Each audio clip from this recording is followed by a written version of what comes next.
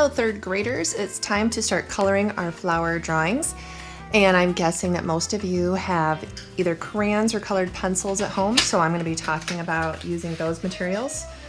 You want to make sure that before you start coloring that you have looked at your flower and made sure you get as many details as you can in your drawing. And remember, we talked about drawing it really big, and I enlarged this picture as big as I wanted to draw it on my work. So I noticed a couple different colors in this flower, and you probably want to have a test paper handy so you can see. I do see two different colors of this bright pink. I think I might go with this one. So I'm gonna use this one maybe for like the shadow, because when I'm looking here, I see some darker lines on the edge.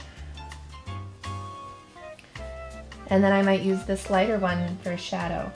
And regular crayons don't blend as well as like an oil crayon does, but you can, if you overlap them, they will blend a little bit. And then I want to be careful because these are actually white, so I'm going to just be leaving the white petals white. So here's my, and I'm looking at this petal right, or I am not, I'm looking at this one, aren't I? I'm kind of sitting at an angle so I can get all of this in the computer, or all of this in the screen. Here we go. So once I put this in, I'm going to take a look here, and I see that this is quite a darker shadow. Just looking at the wrong petal to start with. So I'm going to take this crayon that I was using for the shadows and darken it even more. And then I'm coloring this area now. So you want to make sure that you've taken all this time to draw your nice flower. So I like to outline my edge first, and then I color inside. And I also want to maybe think about, is there a line on that petal? Because some of the petals, they almost have like a line that goes from the middle of the flower out. So then as you color, you would want to color in that direction so that you kind of help show the shape of the flower. Now here's kind of an important part, is that I'm going to be thinking about this flower. And I just want to look quick. Okay, that's white. Make sure I'm not coloring one of those white petals pink. Okay, so I'm coloring this. That's the edge of here. And this goes out. Okay, so there's the edge of that petal.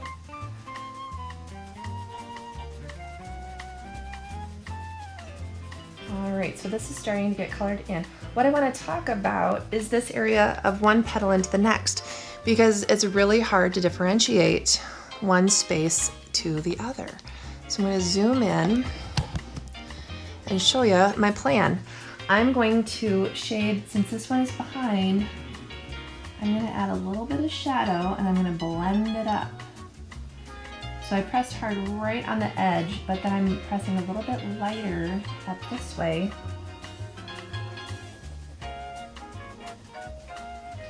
There we go. And let's zoom back out and see. Okay, do you see the difference? How now this petal looks like it's in front of that one because I added just a little bit of shading, and this lightness brings that petal forward. I could try a little white crayon. Sometimes I feel like the white of crayons doesn't really do much, but I think darkening the petal that's behind is going to be more effective. I'm going to look at this a little bit, the center of it. I see yellow. I also see maybe a little brown, maybe almost looks like a dark orange. Of course, it is pink, so maybe using that pink again would be a good idea. And I can color in this area too. So, you know, it's not just yellow. So try your very best. I've got two shades of yellow here. I think this one, that yellow does go up on the white. Oh yeah, this is a lighter yellow. Kind of a golden yellow and kind of a light yellow here. And then I'm just gonna let that kind of lightly go into the white, and it kind of fade. So I'm changing my pressure, so I'm pressing hard with the crayon and then going light so that it's just going to fade into the white. And then in here, since I'm going to layer these, maybe I'll just kind of color a little yellow and then like this. I feel like it still needs more of that sense of the colors that I'm seeing in that flower. And you can always take another piece of paper and practice first and see what you think.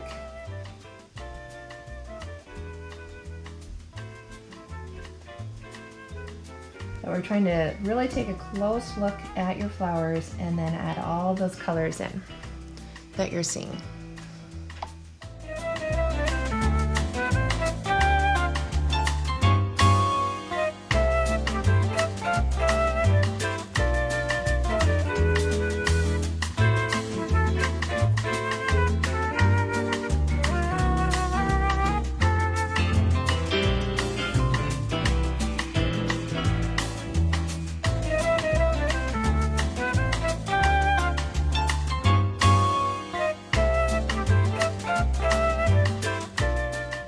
Now that I'm done coloring this, when I'm looking at this petal, I think it should be a little bit bigger.